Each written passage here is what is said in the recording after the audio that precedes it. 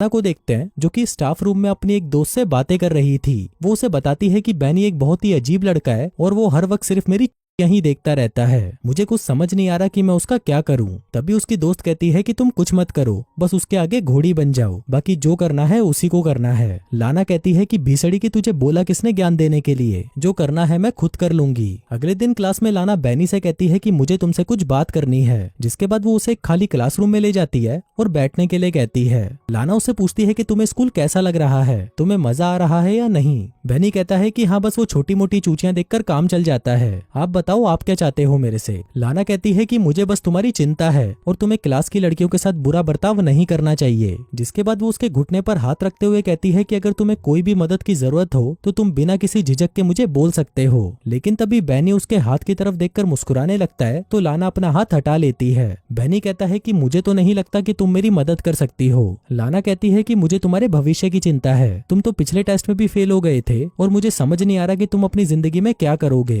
अब लाना की ये बातें सुनकर बैनी हंसने लगता है और कहता है कि जाने मन ये सब फालतू की बातें छोड़ो और जल्दी से मेरे लिए घोड़ी बन जाओ। अभी सुनकर लाना घबरा जाती है और मीटिंग का बहाना लगाकर वहाँ से चली जाती है। अगली सुबह हम लाना को देखते हैं जो कि जॉगिंग करके एक झील के पास जाकर रुक जाती है। अब यहाँ से सीन शिफ्ट होता है और हम क्लासरूम में देखते हैं जहाँ पर बैनी का बैग जमीन पर पड़ा हुआ था। तभी लाना वहाँ पर आती है और आसपास देखती है कि कोई उसको देख तो नहीं रहा। जिसके बाद वो बैनी के बैग में से उसके स्वेटर को निकालकर सूंघने लगती है। आगे उसे बाथरूम में से कुछ आवाजें आती हैं तो वो देखने के लिए बाथरूम में चली जाती है। वो नल से पानी पीती है। जिसके बाद वो जैसे ही ऊपर देखती है तभी पीछे से बैनी उसके पास आ जाता है। वो उसकी दबाने लगता है और उसे चूसने लगता है, लेकिन तभी लाना उसे रोक देती है और कहती है कि हम दोनों के बीच में ये सब नहीं हो सकता। वो कहती है कि अगर फिर भी तुमने ये सब किया तो मैं तुम्हें स्कूल से निकलवा दूंगी। ये बोलकर वो जैसे ही जाने लगती है तभी बैनी उसे कहता है कि मुझे ये सब करना है। लाना कहती है कि मैं अपने किसी भी स्टूडेंट से मजदूरी नहीं करवा सकती। फिर क्लास वापस जाते वक्त बैनी लाना से कहता है कि मुझे स्कूल के बाद तुमसे अकेले में मिलना है, लेकिन लाना उसे मिलने से मना कर देती है। फिर बातें करते हुए वो लोग सीढ़ियों के पास चले जाते हैं जहाँ पर लाना बैनी से कहती है कि मेरा कुआं प्यासा तो है, लेकिन मैं उसमें तुम्हारे पाइप से पानी नहीं भरवा सकती, इसलिए बेहतर यही होगा कि तुम मुझे भूल जाओ। जो कहकर वो वहाँ से चली जाती है। फिर स्कूल से बाहर आकर जब लाना अपनी कार के पास जाती है तो वो देखती है कि उसकी कार का साइड मिरर टूटा हुआ था और उसकी कार पर स्क्रैच आए हुए थे। आगे लाना जेनिफर को लेने के लिए स्कूल जाती है, लेकिन अभी उसकी छुट्टी में टाइम था तो वो वहाँ पर बहुत बोर हो रही थी। अब यहाँ से सीन शिफ्ट होता है और हम लाना को उसके घर पर गार्डनिंग करते हुए देखते हैं। तभी उसका पति उसे पूछता है कि तुम्हारी कार पर स्क्रैच कहाँ से आए। लाना कहती है कि मैं ड्राइविंग करते हुए एक खंबे से टकरा गई। पति कहता है लेकिन खंबे पर तो ऐसे स्क्रैच नहीं आते। अगले दिन क्लास में लाना अपने स्टूडेंट्स को इंटर्नशिप के लिए एक लेटर लिखने को कहती है और सबसे पूछती है कि किसी को कोई सवाल तो नहीं पूछना।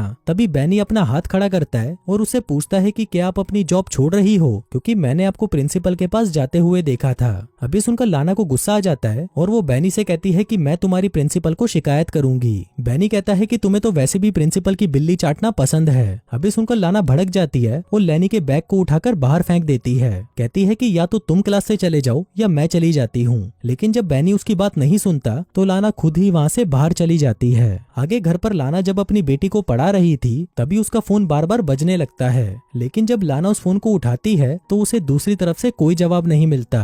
फिर अगले दिन जब लाना स्कूल जाती है तो अपनी क्लास में बैनी को अकेला बैठा देखकर वो डर जाती है और स्कूल की रिसेप्शनिस्ट को जाकर कहती है कि आज मेरी तबीयत ठीक नहीं, जो कहकर वो वहाँ से चली जाती है। फिर रात को डिनर बनाते वक्त उसका हस्बैंड उससे पूछता है कि तुम्हारा आज का दिन कैसा रहा, जिस पर लाना उसे झूठ बोल देती है कि मैं पूरे दिन क्लास में पढ़ा रही थी। फिर अगले दिन जेनिफर को स्कूल छोड़ने के बाद लाना अपने काम पर नहीं जाती और एक नदी के किनारे रुककर वहाँ पर कुछ सोचने लगती है। इसके बाद वो एक म्यूजियम में चली जाती है और थोड़ी देर वहाँ पर पेंटिंग्स को घूरती रहती है। इसी दौरान वो वहाँ पर बैनी को देखती है जो कि उसे ही घूर रहा था।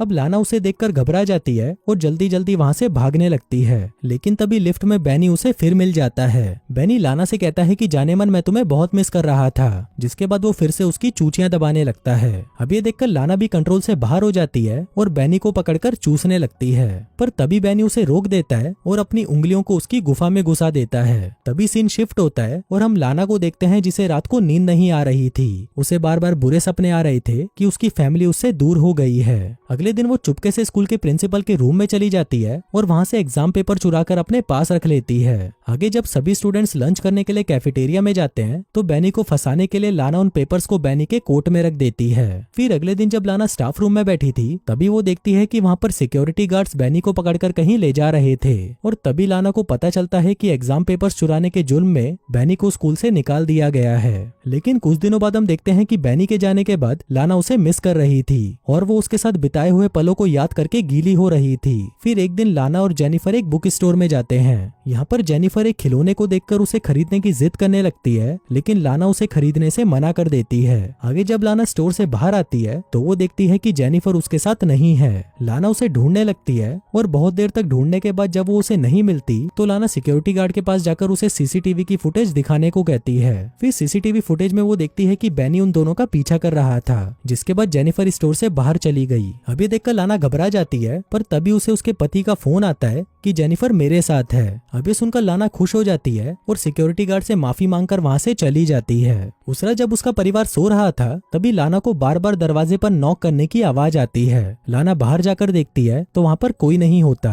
फिर वो दरवाजा लॉक करती है और तभी वो इमेजिन करने लगती है कि वो बैनी के साथ दबा दबा कर मजदूरी कर रही है। अगली सुबह लाना बैनी के घर पहुंच जाती है और थोड़ी दूर पर अपनी गाड़ी को रोककर बैनी का वेट करने लगती है। आगे जब बैनी अपना स्कूटर निकाल के वहां से जा रहा था तभी लाना भी अपनी कार से उसका पीछा करने लगती है। पीछा करते करते लाना एक सुनसान जगह पर पहुंच जाती है और तभी वो अपनी कार की स्पीड को बढ़ा देती है, जिसके बाद वो अपनी कार से बैनी के स्कूटर को टक्कर मारती है और चुपचाप वहां से निकल जाती है। थोड़ी देर बाद लाना अपनी कार को साइड में लगाती है और बाहर निकलकर वहां से कहीं चली जाती है। दोस्तों, यहाँ पर लाना बैनी से इतना ज्यादा परेशान हो चुकी थी कि वो उससे पीछा छुड़वाने के लिए किसी भी हद तक जा सकती थी, यहाँ तक कि वो उसकी जान भी ले सकती थी और लाना ने ऐसा किया भी।